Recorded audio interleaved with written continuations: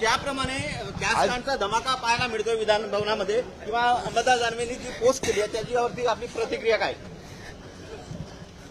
कुमार बोला सर, बोला. कुमार प्रतिक्रिया कुमार. एक बातमी अशी पण येते. अरे हे काय? एक बातमी अशी पण येते की भाजपने गुगली टाकली आणि त्यामध्ये विधान परिषदेसाठी अनिल परब आणि विधानसभेसाठी विजय वडेट्टीवारांचं नाव आहे. कॅमेरा आपण असं नुकत्याच झालेल्या नगरपालिका नगर परिषदेच्या निवडणुका बघितल्या की महाराष्ट्राच्या संपूर्ण इतिहासामध्ये ह्या स्थानिक स्वराज्य संस्थांच्या निवडणुकींना एवढ्या मोठ्या प्रमाणामध्ये पैसा हा कधी वाटला गेला नव्हता.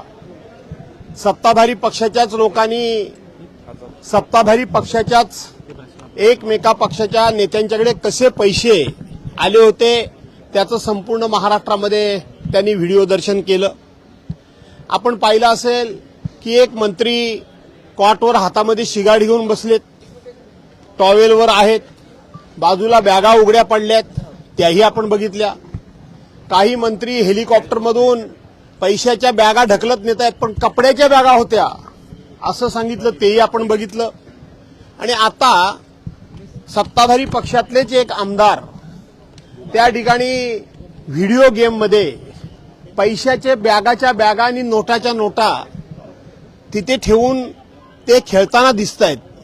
याचा अर्थ की महाराष्ट्रामध्ये 2 नंबरचा पैसा किती आलाय सत्ताधारी पक्षांच्याकडे. मला देशाच्या पंतप्रधानांना एक विनंती वजा प्रश्न विचारायचा आहे की आपण नोटाबंदीचा निर्णय घेतला, आपण संपूर्णपणे त्या ठिकाणी डिजिटल करन्सी वापरामध्ये आणली, आता कॅशलेस देश करायचा, कुठलाही व्यवहार कॅशनी करायचा नाही. आणि तुमच्या सत्ताधारी पक्षाच्या लोकांच्याकडे एवढी मोठ्या प्रमाणामध्ये कॅश येते कुठून? काला धन. हा काला धन बाहेर काढण्याकरता म्हणून तुम्ही नोटाबंदी केल्यात, डिमोनायझेशन केलं त्यावेळेला. मग ह्या नोटा आल्या कुठून याचं उत्तर आता देशाच्या प्रमुखांनी देण्याची गरज आहे. केवळ राज्याच्या नाही तर देशाच्या प्रमुखांनी देण्याची गरज आहे की ह्या एवढ्या नोटा वारेमाप येतात कुठून.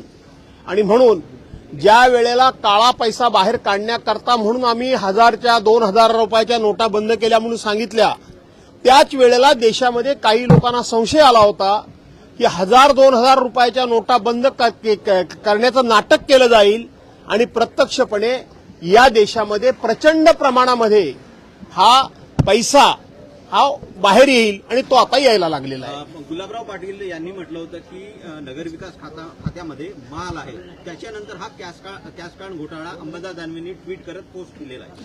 असं आहे की ते काय बोलतात काय नाही बोलतात याच्यामध्ये त्यांना कुठल्याही प्रकारचा विधिनिषेध राहिलेला नाही, कोणाची भीती राहिलेली नाही.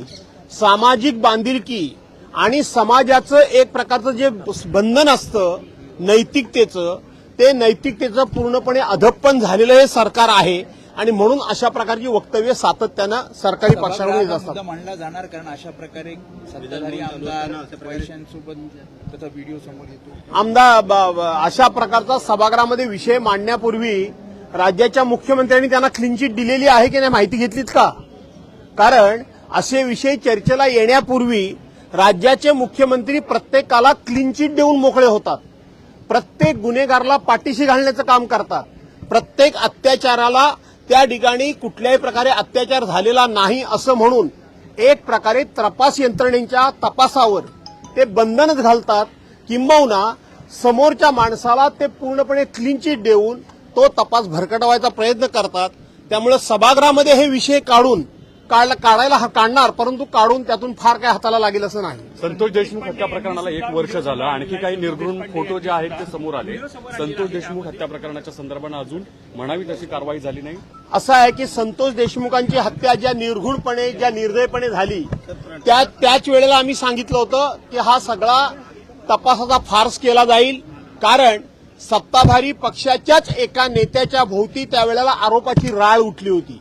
सत्ताधारी पक्षातल्याच मंत्र्याला याच प्रकरणामध्ये एकदा राजीनामा द्यावा लागला होता.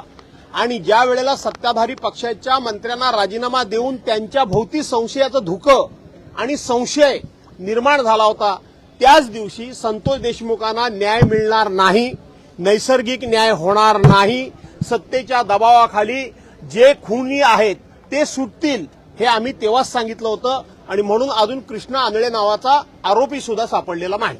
विजय वडेट्टीवार यांना विरोधी पक्षनेतेपद दिलं जाईल अशी चर्चा सुरू झाली आहे. तुमचा पाठिंबा असेल का त्याला? काय तुम्ही देणार आहात का?